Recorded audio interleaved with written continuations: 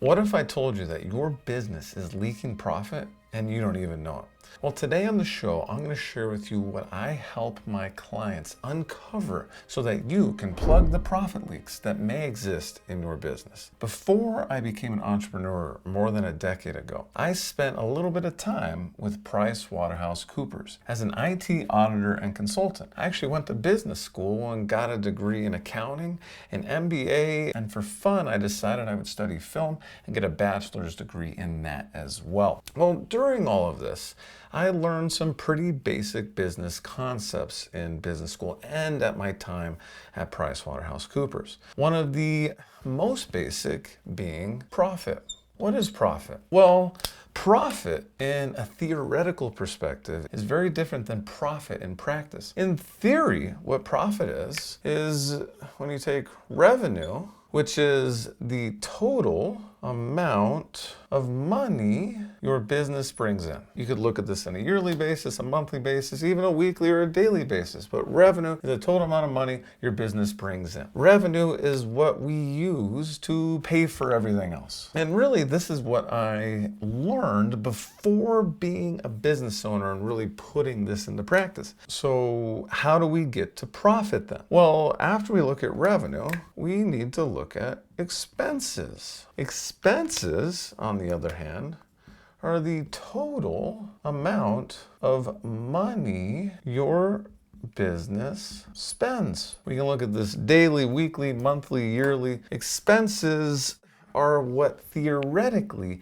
we need to monetarily invest in to run our businesses. And when we take expenses out of revenue, what do we get? Profit. And profit is what is left over. Now, this is very basic, but I believe that this equation is very misunderstood and is contributing to your business leaking profit. The other day, I was preparing for my Plug the Profit Leak Challenge, which I host periodically throughout the year. And part of that prep is I wanted to know what AI defines profit as. I wanted to know what AI defines revenue expenses as. And what I found was very interesting, and it made me remember back to when I first learned the concept of profit back in business school. Nothing against business school, nothing against my time at PricewaterhouseCoopers. Both amazing experiences for me. The challenge is, in business school, you learn the theory of business, not the practice of business. And I even went to a business school where I got to start multiple businesses, take classes that promoted that. But from a theoretical perspective, the definitions of these things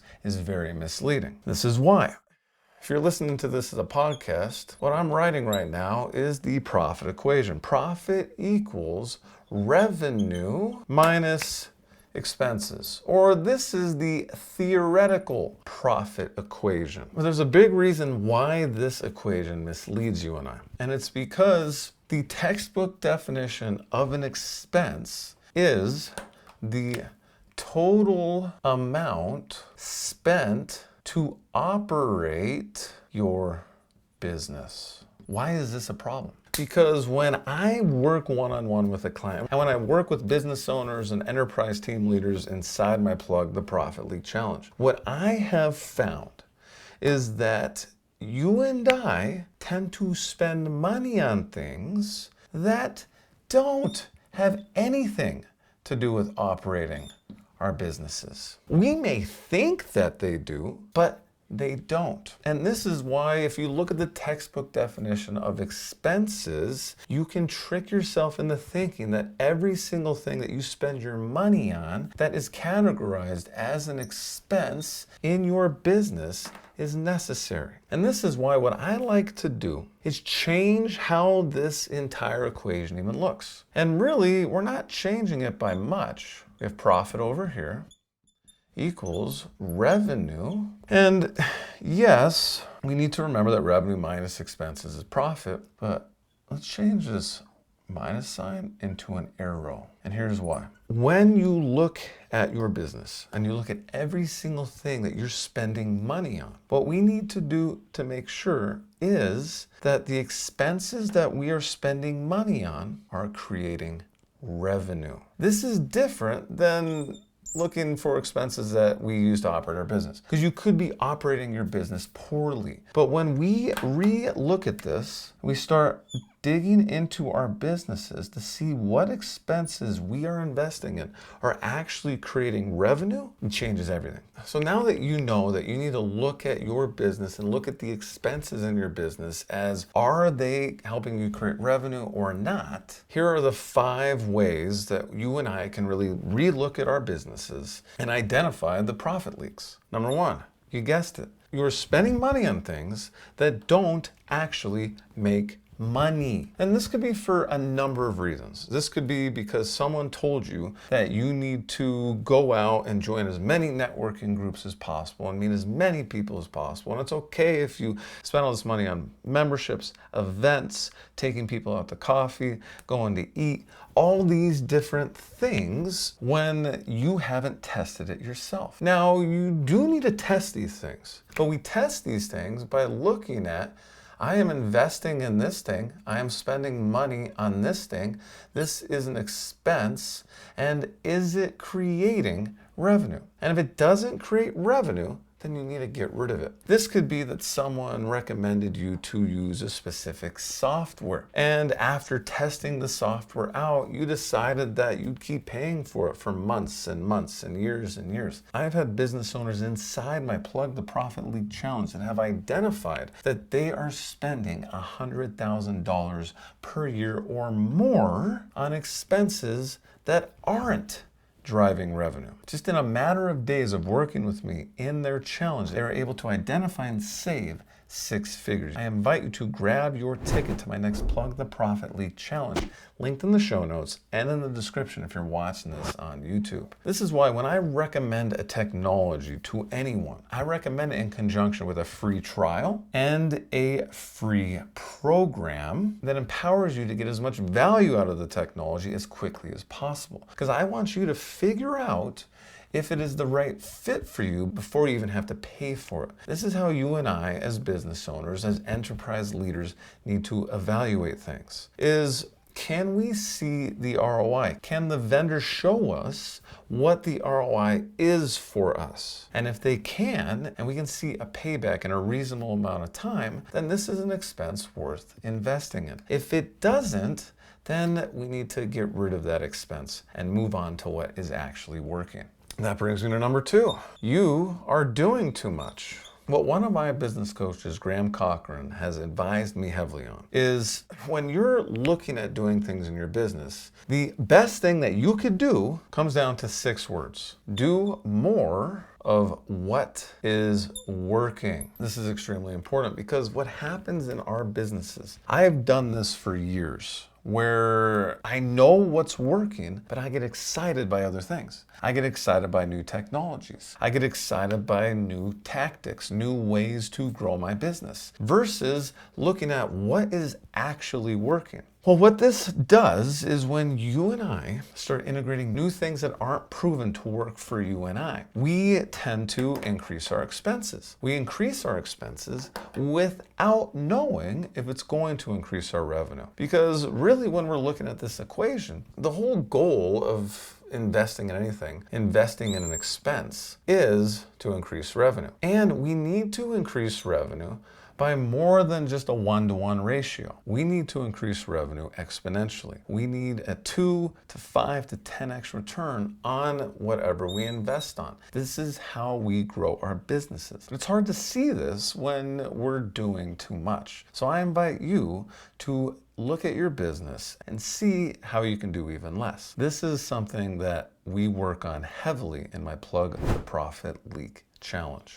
Number 3, you are spending energy on bad clients. And when I say bad clients, I don't mean bad people. I mean bad clients for you and your business. I mean clients that they might have the best intentions, but they're sucking your energy out. What I find is that business owners, we have clients that fit into 3 different buckets. We have our A+ clients, we have our B clients, and we have our F clients. And really what this means is our A+ clients, they're clients that pay well, they may pay more than everyone else. And they take the least amount of time. These are A-plus clients. These are clients that we want to work with over and over and over. Then we have our B clients. Our B clients either pay us well or don't take that much time. It's either or. And it might be a combination somewhere in between. And then there's our F clients. And our F clients don't pay us well, and they take up the most time. The crazy thing about this is that it can be really hard to let go of the F clients. Really, in a perfect world, we want 100% focus on our A-plus clients. But the reality is, working with our B clients isn't a bad thing. And we can figure out how to either get paid more or spend less time by automating how we serve these clients. The F clients, though, tend to drag our energy and all of our resources. But I know that can be really hard to let these clients go because you have a big heart and you don't want to fail, and you think that you can change them, and that eventually someday they're going to thank you for all the hard work you've done. They're going to celebrate you, and that because you stuck with these clients, you're going to become successful. I'm telling you right now that you don't have to get rid of all your F clients all at once, but I invite you to, at the very least, try to price these clients out and see what happens. So instead of you going out to the client, to your client, and telling them you don't want to work with them anymore, double or triple your prices for these clients and see how they respond. Over time, I want you to get rid of all of these clients and only work with B and A-plus clients. And that brings me to number 4. You may not be charging enough. I know this because I did this for about 10 years. I today can say that I am charging enough. It took me 10 years plus an extra year and a half to get to the point where I can confidently say that for everything I do in my business, I am charging enough. And I want this for you too. Now I want you to think about that A-plus client you have and how they pay you what you're worth and they don't suck your energy or time. Now I want you to think about that F client that doesn't pay you what you're worth and that sucks all your energy and time. You may even feel bad because the A-plus client is paying you a lot more than the F client, and they're getting less of your time than the F client. Well, I want you to think about that. Why do you feel bad? You feel bad because the A-plus client said yes, and they don't complain at all. It's crazy. And the F client, you know, would not say yes, and they complain all the time. So you feel bad because there's this big discrepancy between these two parties. Well, I say that the best way to fix this is getting rid of this party and make sure that you're charging enough, which means that you may need to 2x, 5x, 10x your prices. Well, what this also does, as we go back to our profit equation here, is that when you increase your prices, when you find the price that you're charging enough, the amount of time and effort and expenses and resources that you put into attracting A-plus clients is the same as it takes to attract the F clients. So what this does, your expenses, your investment, that's what this really is when we get this right, we turn our expenses into investments. And your investments start getting higher return. And that really brings me to number 5. You may have an ROI misalignment. What is ROI? ROI is return on investment. ROI is revenue. So when we really look at this equation, profit equals return from investments. So when we have a misalignment of ROI, a misalignment of this return, we have profit leaks in our businesses. Now, what I invite you to do right now is to draw a circle and write inside you, or your name, or your business's name. And then I want you to write inside what ROI you are looking for in your business. Then I want you to draw a second circle. And this circle is going to be called your customer, or I like to say ideal customer.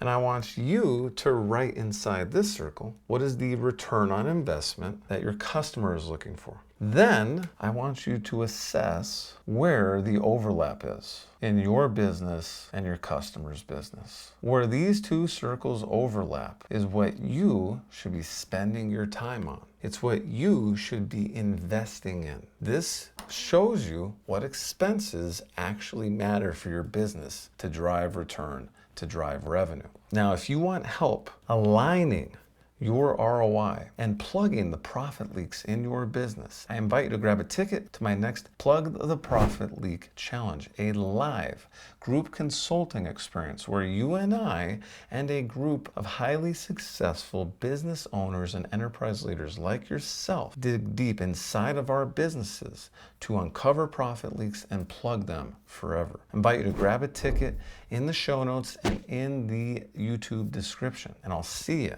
in the next episode.